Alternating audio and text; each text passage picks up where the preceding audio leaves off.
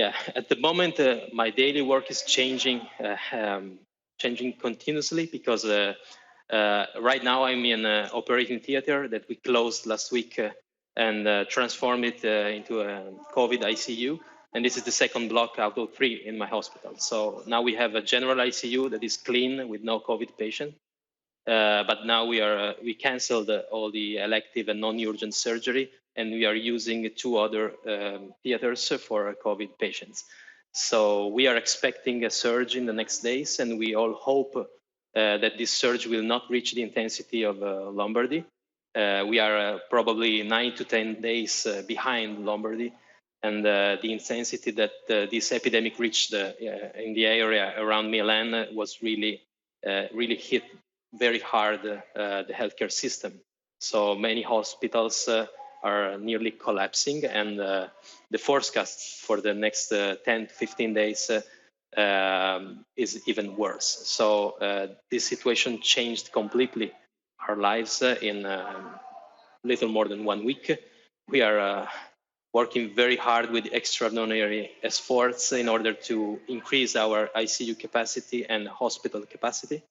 With also high dependency units working a lot in order to increase availability for patients. But we are not sure that will be enough. So my suggestion is that you get prepared as soon as you can, because once you start admitting severe ICU patients, it's probably too late for social distancing, isolation, and lockdowns. Yeah, on that note, Marco, with the measures that have been taken in Italy, almost complete lockdown, like you say, you don't expect that to have a huge effect for you over the next 9 or 10 days? We all hope that we'll see those effects in a little more than 1 week, probably 10 days, but the next week will not be affected by the lockdown, because this is one of the characteristics of this disease, and especially of the severe cases. So this is an investment for the future, for the second half of March, and it is essential, otherwise we will collapse. But the next few days will not be affected at all by the lockdown implemented a few days ago. So what we know now from the epidemiologists is that a lockdown 24 to 48 hours earlier can have huge consequences 10 to 15 days later. Marco, tell us a little bit about the people you're seeing coming into ICU there, and what you're seeing. Tell us what you're seeing in front of your own eyes. Yeah, you know, it's true that for 9 people out of 10, they will experience a sort of mild clinical course like a seasonal flu. But for approximately 1 people out of 10, this will be much more severe, requiring oxygen therapy and antiviral specific therapy and hospitalization. And for a large part of those patients, this severity will reach a need for endotracheal intubation and mechanical ventilation for many days. So we are treating those cases. And this means a long journey in the ICU, a long ICU stays, and many days of ventilation and mechanical ventilation, because the respiratory failure is severe, is reversible, but it takes a lot of resources and a lot of time in order to improve. We see some of your staff in the background. How are the staff in the hospital there, the San Giovanni Bosco?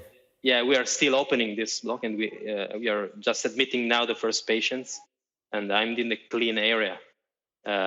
We are really working very hard. We doubled our shifts, and after 10 days, we are already, almost all of us, we are sleep deprived, and that's a problem because we are gonna run a marathon, and we started with a rhythm that we are not sure we'll be able to bear for 1 or 2 months. So, but we cannot do anything else, I mean. Marco, when you look at, you're obviously and understandably preoccupied with what's happening on the ground in the hospital, in the city, in the region that you are working in. What do you say to other countries around the world?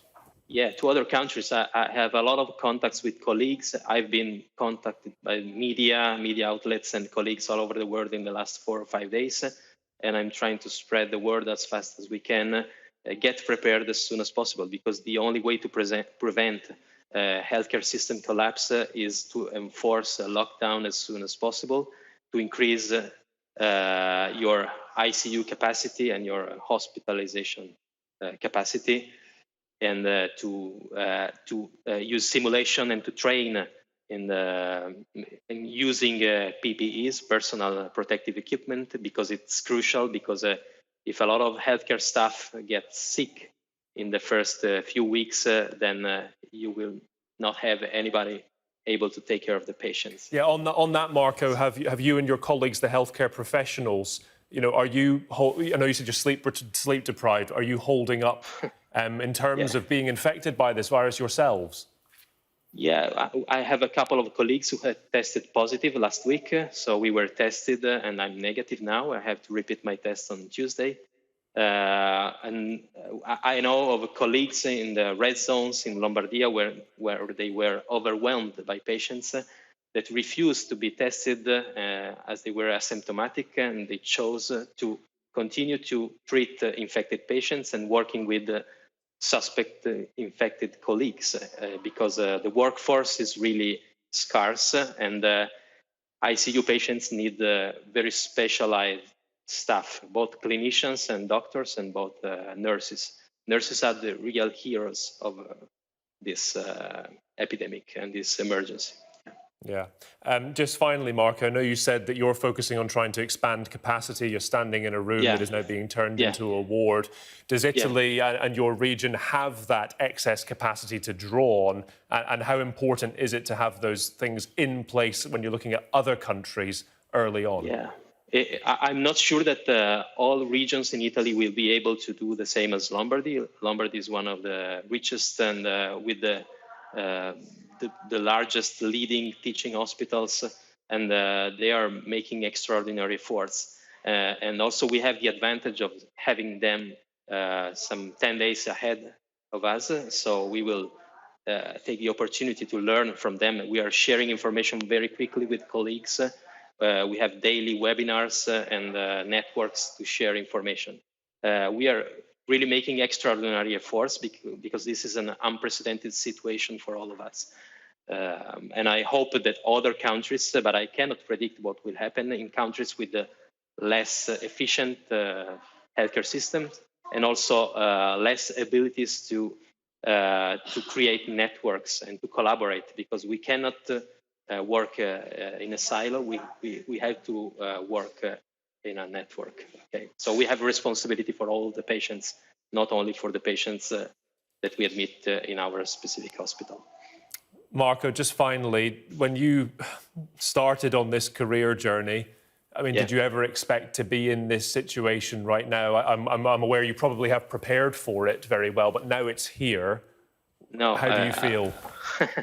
It's surreal sometimes. And also, I think that the lockdown and the emergency sparked a lot of feelings and solidarity, and strengthened a lot of people and characters. We discovered and we realized that we are more probably resilient than we thought just last month.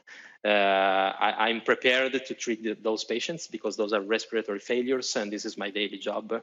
But for sure, nobody was prepared to treat so many patients at the same time. So this is unprecedented for us. Yeah, Marco, thank you so much for taking this time to speak to us. We wish you all the very best, and hopefully speak to you again soon. Thank you. It's been a pleasure. Thank you.